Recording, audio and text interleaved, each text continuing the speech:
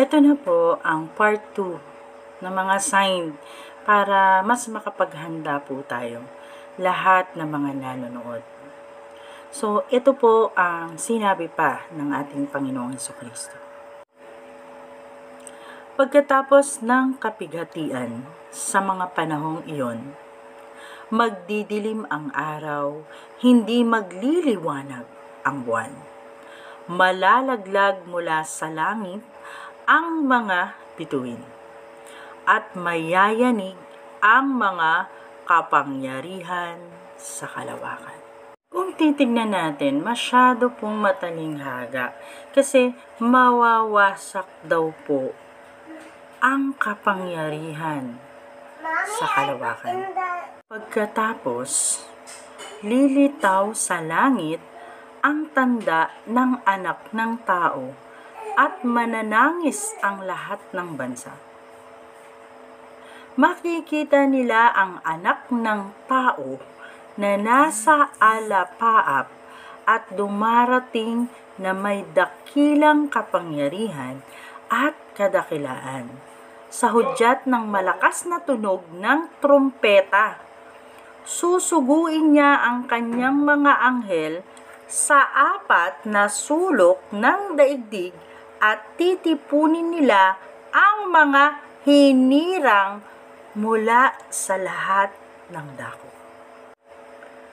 So doon pa lang, sinasabi po ng ang ating Panginoong Hesukristo ay bababa, diba? Sa alapaap na may dakilang kapangyarihan.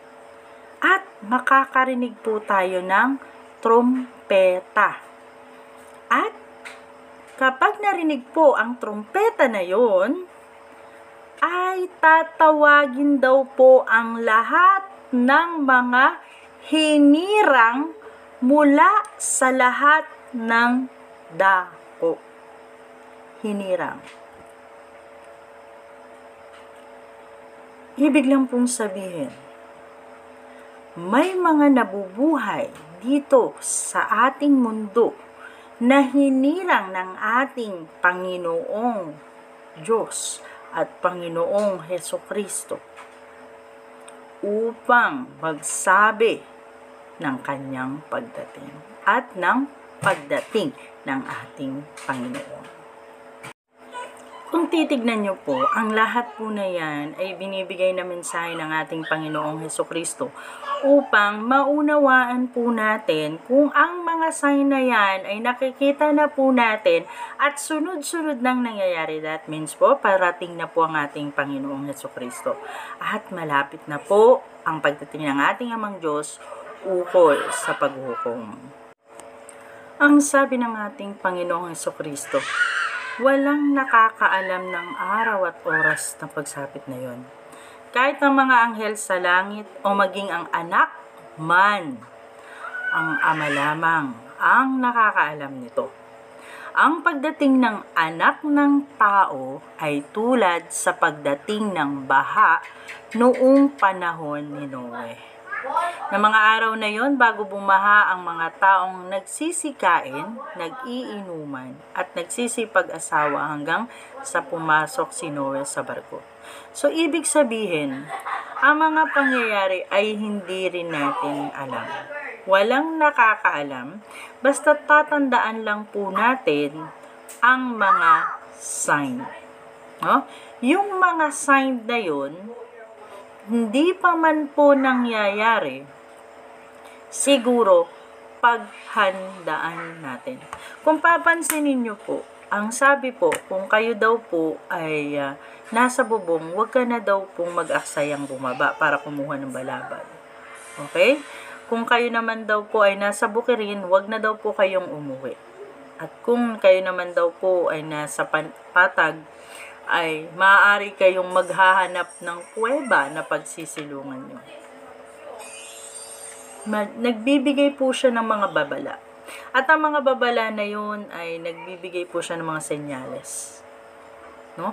Pero ang ibig sabihin po nun, kung papansinin nyo po, meron pang nangyari noon sa panahon ni Jonas.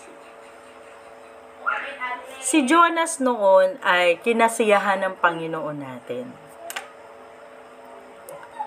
Ito pong kwento na to ay ibahagi ko lamang sa inyo sapagkat maaari din po na hindi niya wawasakin ang ating mundo o hindi tayo makakaranas ng mga bagay sa paghihirap kung maaari rin po nating gawin yung ginawa sa panahon ni Jonas. Ito po ay spekulasyon ko lamang. Pwede rin po natin gawin yung nangyari sa panahon ni Jonas. Kung papansinin mo sa panahon ni Jonas, ay inutusan ng Panginoon, ng ating amang lumikha si Jonas, na sabihin sa bayan ng Nineve na sila ay maghanda sapagkat 40 araw na lang ay gigibain na o wawasakin na ang kanilang bayan. Pero dahil nga sa takot din ni Jonas at sabi niya magbabago din naman sila, diba gano'n? Ay tinakasan niya. Tinakasan niya ang ating Panginoon at pumunta siya sa Tarshish. Sumakay siya ng barko.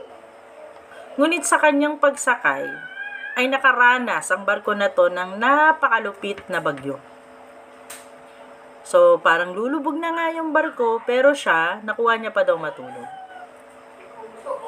Ginising niya, pa't nakuha mo pang matulog na eto na nga, no, na malulubog na yung barko natin at napakalakas ng bagyo. Ano bang dahilan? So, napag-isipan ng mga grupo, sino ba ang dahilan, bakit pinaparusahan? Imagine mo ang iniisip nila is pinaparusahan nila sila ng Panginoon Diyos o may ginagawa sa kanila ang Panginoong Diyos every time na may ganun dilubyo. Ganun ang pag-iisip ng mga unang panahon na kapag nakakaranas na ng dilubyo. So, pag ganun din siguro nangyayari sa buhay natin, ginigising tayo, no? Ginigising tayo ng Panginoon. One of the sign po yun. Okay? So, ang ginawa ay ginising niya at sabi is, magpilian tayo, tignan natin kung sinong dahilan. Lumabas po ang pangalan ni Jonas. Sabi niya, sino ka? Saan ka nakatira? Anong trabaho mo? Sino ang Diyos mo? So, sinabi niya, ang Diyos ko na nasa langit. Sabi niya. Ano ang ginawa mo sa amin? Ganito, no? Sabi niya, ako ang dahilan ng nangyayaring ito, itapon mo ako sa dagat. Ayaw nila, kasi syempre natatakot din sila sa Diyos ni Jonas. Kung papansinin mo, parang may iba ba silang Diyos? At iba ba yung Diyos ni Jonas? So, parang iba-iba yung Diyos, no? So, dito, example na lang po na talagang may iba't ibang Diyos sila. Diba? Yung kay Jonas ay nasa kalangitan. So, ibig sabihin, hindi sila pareho ng Diyos, kung papansinin mo. Okay? So, hindi sila gumawa ng way para itapon si Jonas sa dagat. Gumawa sila, nagsagwan pa rin sila, pero wala, hindi nila napigilan para makarating sa pangpang. So, humingi sila ng tawad doon sabi nga, Diyos ni Jonas, patawarin nyo kami kung ano pong gagawin namin kay Jonas, itatapon namin siya sa dagat. So, ginawa nila, tinapon nila si Jonas sa dagat, tumigil ang pagdagundong, tumigil ang bagyo. Doon nila na-find out na makapangyarihan ang Diyos ni Jonas. So, ang ginawa nila, nangako sila, sasambahin at bibigyan ng alay ang Panginoon ni Jonas, which is yung Panginoon natin. Nangako sila. Imagine mo yun, iba pala yung Diyos nila, iba yung Diyos natin, iba yung Diyos ni Jonas pala, ganun. Diba? So, doon lang sila naniwala na makapangyarihan ang yung Diyos ni Jonas nung tumigil pagkatapos na itapon si Jonas. So, kung papansinin mo po sa kwento, para magkakaiba sila ng Diyos. So, kung nagustuhan mo po yung video na yun, itutuloy po natin yung tungkol kay Jonas. Kasi maaaring isa rin po ito sa magiging way para yung mga mangyayari sana is baka mabago pa ang isipan ng ating Panginoong Diyos na wag nang gawin yun. Ito lang naman ay gusto ko lang pong ibahagi din sa inyo. Pero ako po ay ginagalang ko ang bawat pananampalataya ng bawat tao. No, disclaimer lang po. Ako po ay hindi talaga masyadong biblically experience sa mga ito ay nabasa ko lamang po ng buo. So, naisip ko lamang na pwede rin po siguro yung kwento ni Jonas na makatulong sa ating buong bansa